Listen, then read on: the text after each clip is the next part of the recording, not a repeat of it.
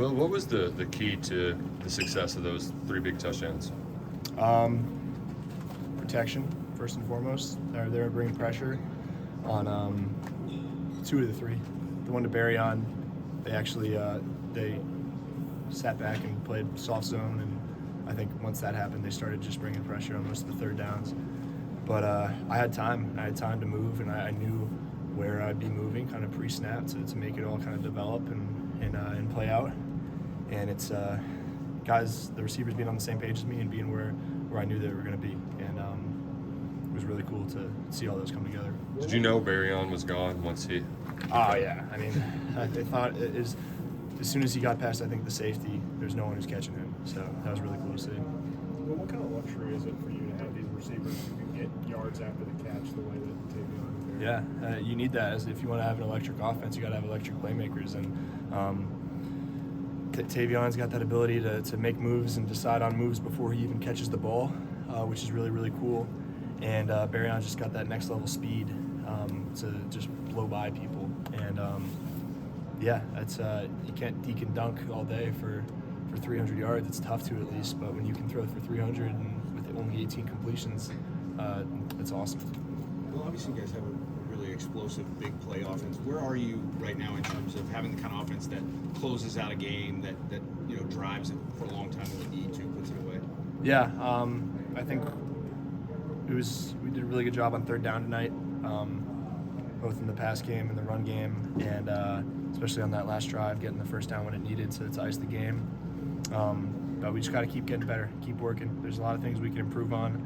I mean, it was cool to see that that first quarter being taken up completely by the two drives. I think we only touched the ball 3 times in the first half, which is insane. And that's, you never know when those games are going to happen, and that's why you got to make the most of those drives those games and those drives when you can, because you don't know how many times you're going to touch the ball. And just proud of how we played today, and a lot of things to improve on, but we'll get there. What's the key to being good at quarterback sneaks? Ooh. Knowing kind of when they're there, like actually I don't want to say too much, but no, I don't know, it's kind of guessing. It's kind of putting your head down and revving up and just trusting the guys up front to get forward. But I think I'm perfect so far, so we'll try to keep it rolling. Yeah, Will, how big a difference is getting Chris back in the I'm so excited. I mean, he's been so excited to get back, and he's been getting all the mental reps, and he understands the offense on a high level, and he makes those plays where you're kind of like, how did he turn that 1-yard run into a 10-yard run? And there's not many guys that can do that, and we got such a deep running back room. It's going to be great to continue to get those other guys the ball as well. But I know Chris is excited to get back, and we're excited to have him back. How much has he worked with the ones? How have you all sort of handled him while he's been out? He's been taking reps, not many with the ones, but he's been with the twos, and he's been taking reps with the last couple of weeks, just kind of following the game plan and kind of getting back into the rhythm of seeing things. But I mean, a couple of the runs he's made just in like the couple of periods a week we do against the defense, he's made some awesome runs, and we joked like he was in the 2-huddle for one of the plays, and we were like, we got the best 2-huddle running back in the country right now. But he's got great vision, and he sees holes before they happen, and we're excited to have him back. Well, you had that sneak, I think it was on 4th down, deep still, like at your own 36. The decision to go for it there and pick it up, did that help you guys get going? I loved it, especially down 7-0. After that long drive that they just had, it would have been tough for us to turn around and to punt it on our own 36 like that, and or whatever it was.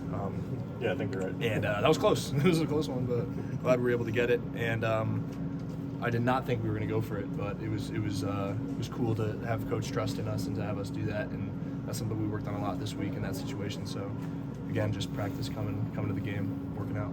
How big of a relief was it at the start of that third quarter to know that it wasn't an interception, and then the next play, big play happens? Yeah. It seemed like a really big point in that Oh game. my gosh, yeah. I mean, that was the one decision I would take back, or if I were to take back one decision, even though it wasn't an interception, going to the boundary, do a hot throw, and then having that DN back up into the area where I wanted to throw. I talked to Coach afterwards, and he said, hey, if that happens, you don't want to come late back to that seam. Just throw it over the guy's head in the boundary and live to see another day.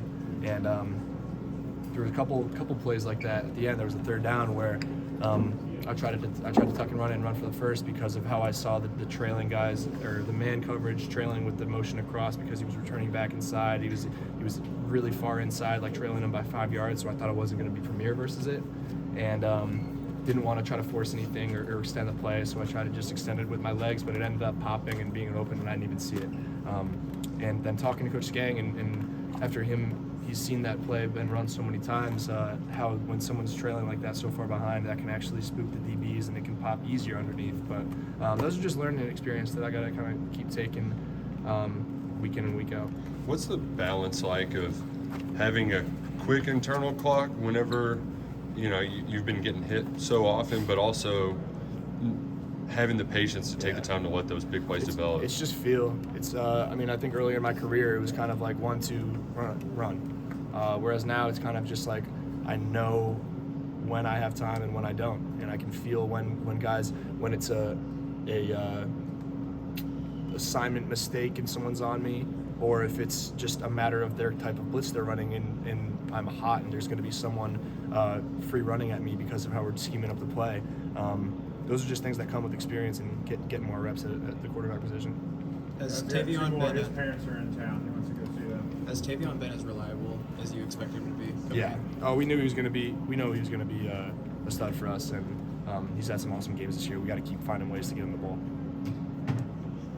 Looked like you were going to get Dane another touchdown. Oh my gosh, that was the best throw I've ever had in my entire life. I can't wait to watch that on film. I'm gonna be so mad at Dane for dropping that. Or I don't know how it happened, but I heard the roar of the crowd and I was almost ready to go crazy because that was pretty insane. But hey, it happens. All right, guys.